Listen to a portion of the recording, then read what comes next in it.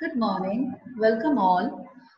Today we are going to know related to the structure of atom. We know what is an atom, right? That atom is the smallest possible particle of an element. Now we need to know about its structure. So by basically knowing these structures, we have already determined that it contains the subatomic particles such as protons, neutrons and electrons. Now protons and neutrons are heavier than electrons. That is the reason why it is being placed in the center of the nucleus of an atom, which possess the center of mass, whereas electrons revolve around the nucleus of an atom. Now we need to know what are the different types of radiations. So first is electromagnetic radiations. What is electromagnetic radiations? Right. Now as you believe in your regular day life, we love to hear the radio, right, with the different frequencies. Even we go for, if somewhere we get injured, right, then we need to take the x-ray of that particular thing if we want to check our internal organs of our body whether it is okay or not. Again the x-ray is being passed through our body. Even when we are utilizing the electronic gadgets, we say the uv rays are coming out. So these all kind of rays, right? When we are using microwaves, micro oven at home, how this has got the name microwaves because the waves are coming out over there. It is being heated by producing the, with the help of the electricity. Right. So what actually the electromagnetic radiations are? The radiations that are associated, the radiations, I repeat, the radiations that are associated with electrical and magnetic fields are called electromagnetic radiations.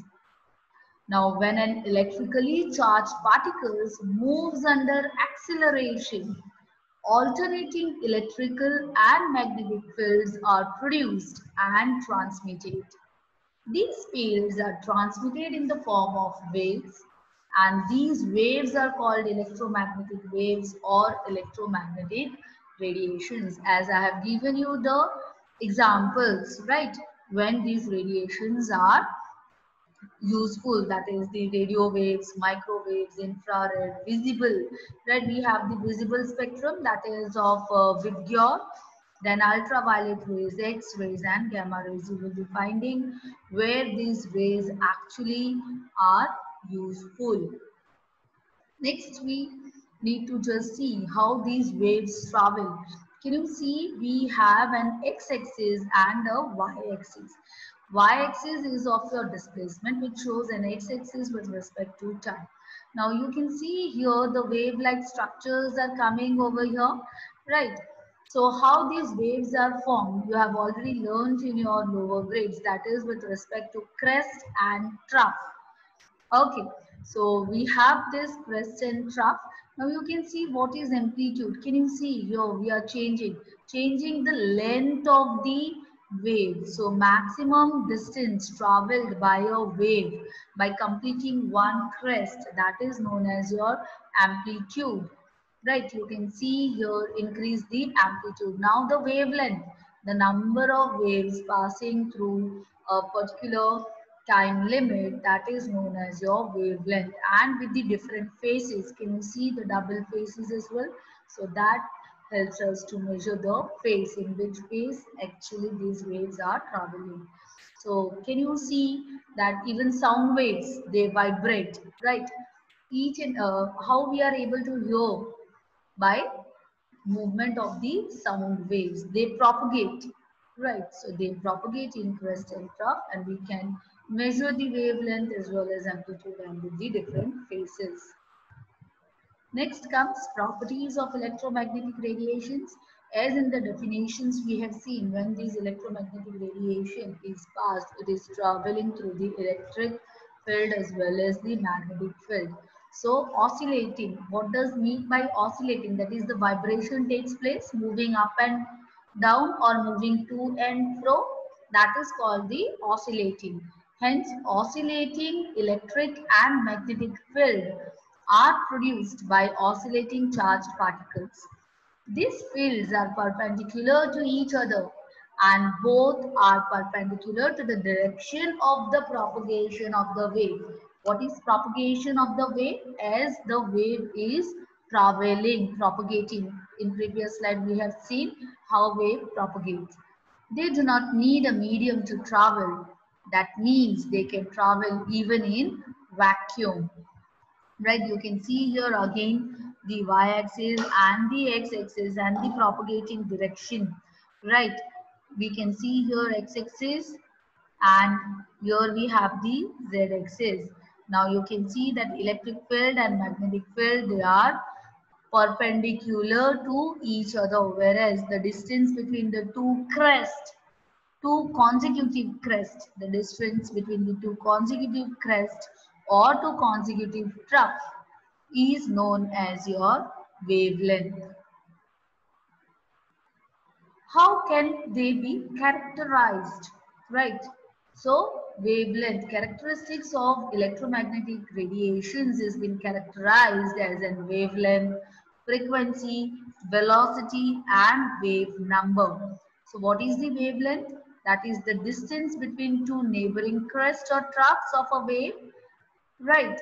As shown over here, you can see that it is the wavelength and it is denoted by lambda. You can see on the left hand side of the screen that amplitude, that is the maximum distance of the curve, that is a crest. Maximum height, it is known as amplitude, whereas the distance between the two consecutive crests gives us the wavelength. And we can calculate wavelength with respect to the speed of light and frequency. Now, what is frequency? Frequency defines the number of waves which pass through a particular point in 1 second. That is, we can count frequency with respect to the time, that is 1 by t.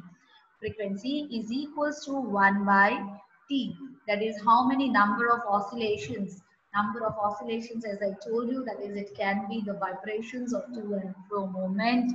So that is your oscillations. So number of waves passing in 1 second gives you frequency. Now, where do we use this frequency? While playing radio stations, we have different frequencies, right? 91.1, 98.3. What are these? We are setting the frequency, and with the proper frequency set, we can hear the radio stations clearly. Now, velocity. What is velocity? Velocity is the distance traveled by a wave in 1 second. In vacuum, all types of electromagnetic radiations travel with the same velocity, that is 3 into 10 raised to 8 meter per second. And velocity, many a place you can see it is denoted by small c as well, as we have utilized here in the formula, that is lambda is equals to c upon mu. What is mu? Mu is frequency. C is speed of light, that is velocity of light. Next comes wave number. It is the number of wavelengths per unit length. I repeat, wavelength is the number of wavelengths per unit length. You can see wave number is equals to 1 upon lambda. Okay, now for velocity, we have formula, that is velocity is equals to frequency into wavelength. Next, Planck's quantum theory has added that what is the quantum mechanics and how they are related to this defining the structure of atom. That is, in 1901, Max Planck initiated quantum physics by presenting his quantum theory. Now, quantum physics is all related to the 3D structure in the space structure. He was awarded Nobel Prize in Physics in 1918. What about his theory? What did he say? Planck told that energy is not emitted or absorbed continuously. It is emitted or absorbed in the form of wave packets. Now, that form of wave packets can also be called as quanta. In case of light, the quantum of energy is often called photon, right? We know electrons, protons, right? Neutrons, fine. So now when light energy is traveling, what are the particles present in the light energy? Those are known as photon. And with respect to this word photon, we have already studied the photoelectric effect, right?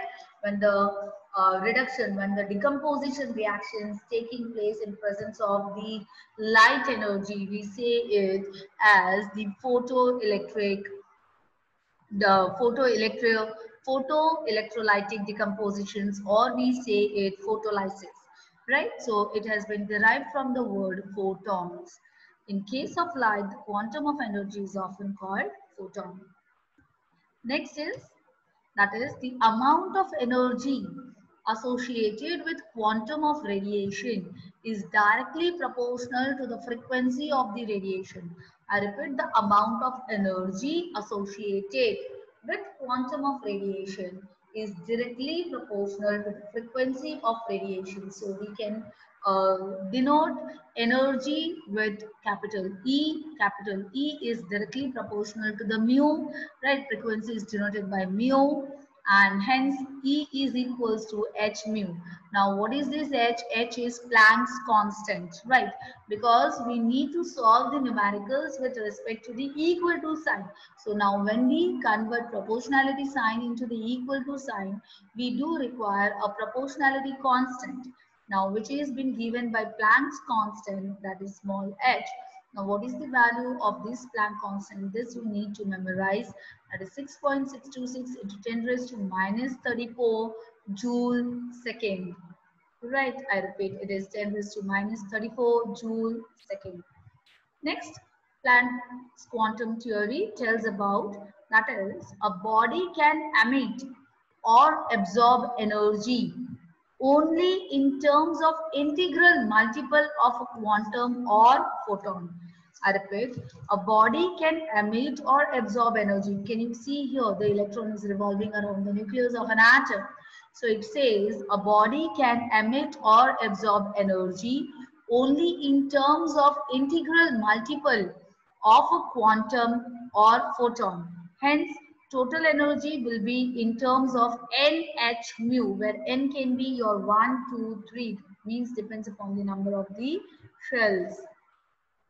Hence, we will be concluding the Planck's quantum theory, that is E is equals to h mu, where mu is equals to c by lambda. We have seen in the previous slide, right? That is, frequency is measured in terms of c by lambda. Hence, we get an equation E is equals to hc upon lambda. So what we can conclude here, you can see that energy is inversely proportional to the lambda, that is the wavelength. Thus, greater the wavelength of radiation, lower will be the energy. This is very important factor which is important for your numericals as well as for MCQ to be answered. I repeat, greater the wavelength of radiation, lower will be the energy. Next, how energy and wave number is related. I told you wave number means inverse of lambda, that is 1 by lambda, right? Therefore, what we can write is E is equals to hc into wave number. Thus, energy of radiation is directly proportional to the wave number. Energy of radiation is inversely proportional to the wavelength, but directly proportional to the wave number. Now, what is a black body? We talk about black body radiation, right? The solar cooker, and a solar cooker, solar heater, all the solar devices works on this black body radiation. So what is black body? Ideal black body is a perfect absorber and perfect emitter of radiation. When such a body is heated, it becomes red hot. In other words, it emits red colored light. As the temperature is further increased, the color of the radiation emitted changes from red to yellow to white and finally purple as the temperature becomes very high. This implies that wavelength of radiation emitted by black body decreases. I repeat, the wavelength of radiation emitted by black body decreases with increase in temperature. Even you can heat a piece of coal and see, right, initially when you heat, it converts into red hot. Okay, as we told, when such a body is heated, it becomes red hot. Now, where these black body radiation can be seen? Okay, that is incandescent light bulb. You can see here in the filaments when it is switched on and when it is switched off. So filament changes color as it is heated. Then in the hot lava, right, you can basically see this movie. There is one Hollywood movie as well, The Center of Gravity, where they are actually showing that what is present in the center of the earth, even in the earth crust, that again existence of life is there. Okay, then sun and other stars, we can see they are the hot balls of gases. When you heat any metal, right, you can heat any of the metal, even your what we say, holders, right, the tongs, pair of tongs, you can check it because they all are made up of metal, that is iron metal. So it gets red hot heated. Even this you can see um, when we are heating something, right, भट्टी जलती है जहाँ, है ना, तो वहां भी आप ये चीज देख सकते हो. Then heated metal, quickly heated ice cubes, even you can try this, heating ice cubes as well, they will glow. So I suppose you are clear with what is black body and what is black body radiation and where we can see this black body radiation. Now next comes photoelectric effect. Now this photoelectric effect is also related with photons and electricity. Right, what are photons? Photons are transmitted with the help of the light energy.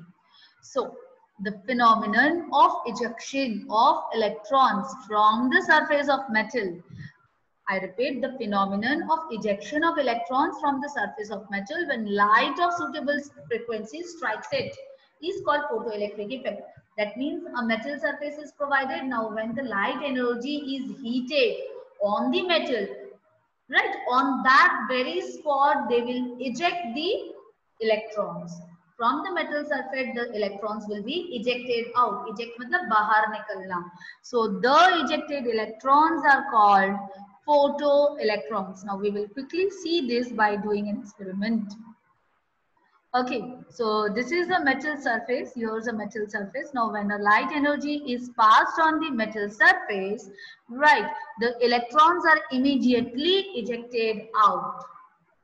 This is known as the, now this electrons that are ejected out because the light energy was struck on the metal surface. So that is the reason these are known as photoelectrons. Okay, so electrons are ejected only if the incident light has a frequency above some threshold value. Now what is this threshold value? This is the minimum energy which depends upon the color of the light. So what are the conditions? We will be quickly seeing it. When a beam of light falls on a metal surface, electrons are ejected immediately. Number of electrons ejected is proportional to the intensity or brightness of light. Now, what is threshold frequency? For each metal, there is a characteristic minimum frequency, as I told you, below which photoelectric effect is not observed. Hence, this frequency is called threshold frequency. Now, if frequency of light is less than the threshold frequency, then there will be no ejection of electrons, no matter how long it falls on surface, how high is its intensity. So, we need to take care of the frequency as well. Then how does it function? Photoelectric work function is defined as the minimum energy required to eject electrons is called photoelectric work function, which is also related to your frequency you can see here. Right, that is W naught is equals to H mu naught. Now how we are going to calculate it? Hence Einstein has also helped us to calculate the photoelectric effect. So it is related with E is equals to HF, where F is frequency, or we can say E is equals to H mu as well, where H is mu is equals to C by lambda, that is Hc upon lambda. Okay, and we have the kinetic energy maximum, that is a half mv square, and which is the maximum speed of the photoelectron. So these equations will help you to calculate the numericals related to this topic. Next, dual behavior of electromagnetic radiations. We know that these radiations behave as particle nature as well as like wave nature. So hence we need to study about the dual behavior. The light possesses both particle and wave-like properties, that is light has dual behavior. Whenever radiation interacts with matter, it displays particle-like properties. As such, we have studied that is black body radiations and photoelectric effect. Here we are talking about the photons. Photon means the particles that are present in the light waves. Next, we have to talk about that is wave-like properties are exhibited when it propagates. Now, what are these wave-like properties? They are interference and diffraction. Right, how we are going to understand this? You can see here a diagram given over here. Simply a torch light is being sourced out. We can see the particles are moving, right, in the light when you focus, right, which shows the Tyndall effect as well, Brownian moment as well, right, that helps to scatter the light. So we can see it is the light is behaving as in particle nature. Again, you can see the light is traveling from one place to the another place. Right, we can see even the Vibgyor 7 colors. Sometimes we can see the spectrum. So what is that? That is due to the interference and diffraction. Right, this you have already studied in grade 10 in light. Right, the portion of physics, that what is refraction, what is reflection, what are diffraction. So the wave like properties of light, or we can say the electromagnetic radiation, is studied on the two properties having two different types of behavior, that is the particle nature and wave-like behavior. So this completes our today's topic. I hope you have clear vision about the electromagnetic radiations, that is what is electromagnetic radiations, how does it behave, or why it is being told that it is having a dual nature. Now how we are able to calculate and where these electromagnetic radiations are useful in our day-to-day life. So thank you, have a great day, stay safe, stay tuned, good day.